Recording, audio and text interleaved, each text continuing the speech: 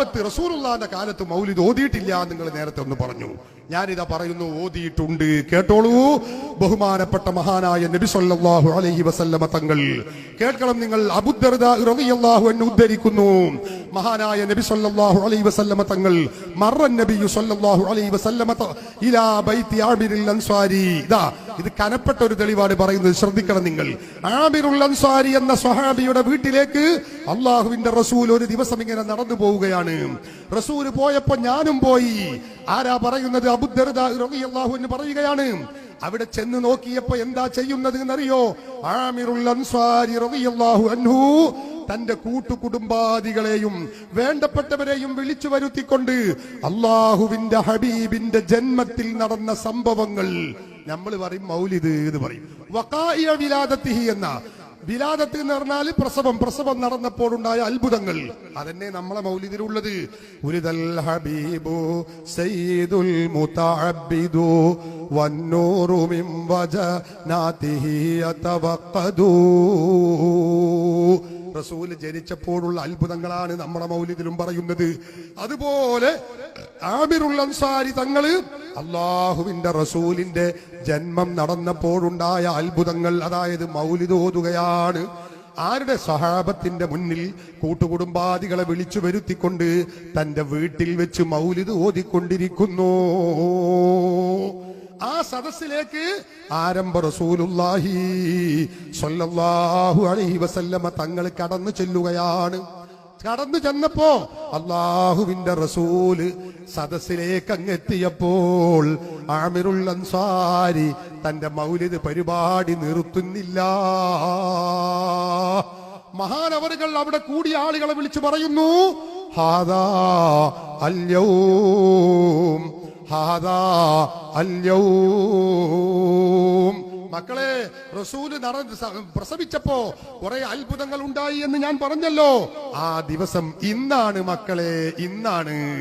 റസൂല് ജനിച്ച ആ ദിവസത്തിൽ തന്നെ അവിടെ വെച്ച് സ്വഹാബത്ത് മൗലിദ് ഓതുന്നു. ഹാദാ അൽയൗം, ഹാദാ അൽയൗം. ഇന്നാണത്, ഈ ദിവസത്തിലാണ് ആ സംഭവം നടന്നത്. റസൂലുള്ളാഹിന്റെ മുമ്പിൽ വെച്ച് ജന്മദിനത്തിൽ മൗലിദ് ഓതുന്നു.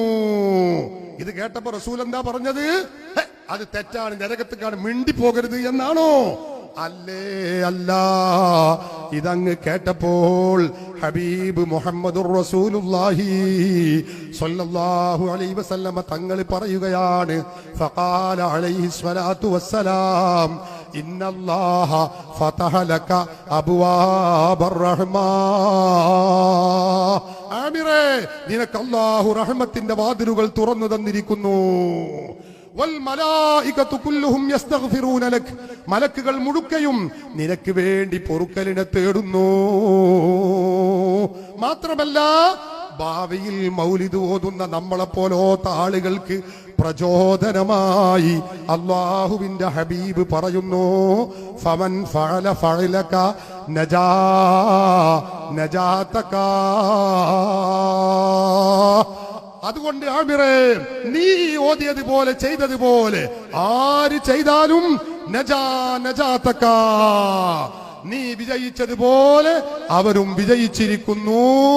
ഖാല റസൂലുള്ളാഹി, അല്ലാഹുവിന്റെ റസൂല് ഇതാ പറയുന്നു, ജന്മദിനത്തിൽ റസൂലുള്ള ജനിച്ച ദിവസം തന്നെ സ്വഹാബത്ത് മൗലിദ് ഓതുന്നു.